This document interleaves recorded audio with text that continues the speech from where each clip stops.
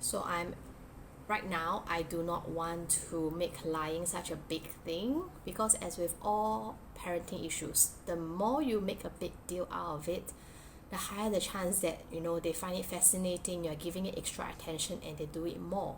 So I'm taking the approach of casual. I do not want to shame her for lying, nor do I want to tell her that, hey, lying is bad and you cannot lie to me, because if you keep lying, nobody's going to believe you. I do not want to go down that route yet. I know right now she's coming to the age of having another level of perspective taking. In technical terms, we call it theory of mind. Her theory of mind is developing to the next level, and that's why lying take place. It's not a bad thing per se, because with a more mature perspective taking ability, our children do become more empathetic. They might want to share more. They are more caring towards their friends. And on the flip side, we also see things like telling untruth, telling half truth, and the general society call it lying, and we give lying a very bad light. But if we think of it as our children are maturing, they are experimenting, they are figuring things out. Actually, when your child tell lie, it is a positive sign that they are developing cognitively. Especially with my clients with autism, when they can tell lies, I tell the parents to celebrate the heck out of it, because children with autism, not a lot of them reach that level of maturity that they can tell lie. Perspective taking is especially hard for them, and so when they can tell lie, it's a very, very, very positive sign.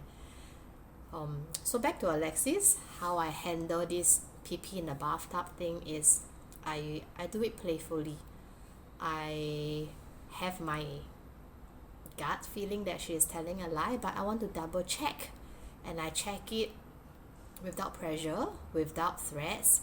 I go about by asking her, oh, thank you for not peeing in the bathtub, because I was planning to use your bathtub water to wash my clothes. And if you had pee in the water and I use that to wash my clothes, oh, my clothes will be so smelly later. And children, they all want to be good. So when she hears that, I literally see her pausing and thinking about different options in her head.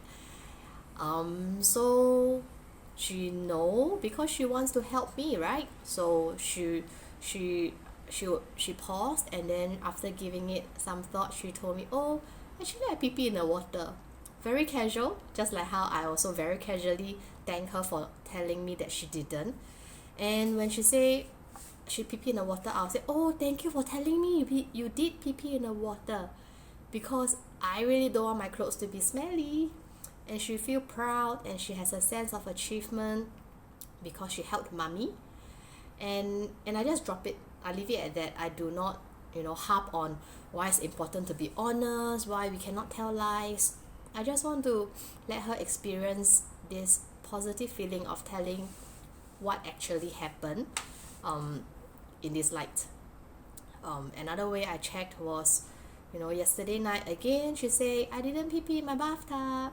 And then I say, oh, great, very good. Because I do not want to sleep next to a smelly person. Then I'll go on to say, if you had pee in the water, you would be very so smelly at night, and then I would have to ask you to sleep on the floor bed, and you can't sleep with me. And again, she decides to tell the truth and say, okay, I need a rinse because I actually did pee in the water. And so again, I thank her and say, yay, we rinse the pee off. Otherwise, I will wake up next to a smelly person, and I don't like that.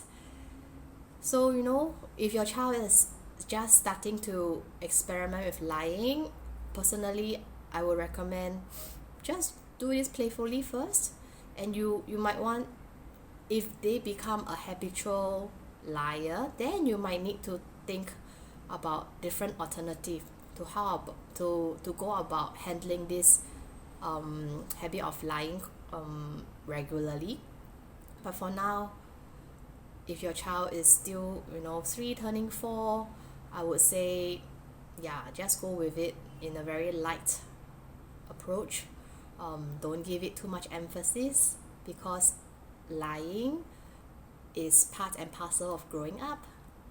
I hope you find this video useful. Leave a comment if you have any thoughts. I enjoy learning how other parents think and how other parents navigate different situations in their parenting journey. Bye bye.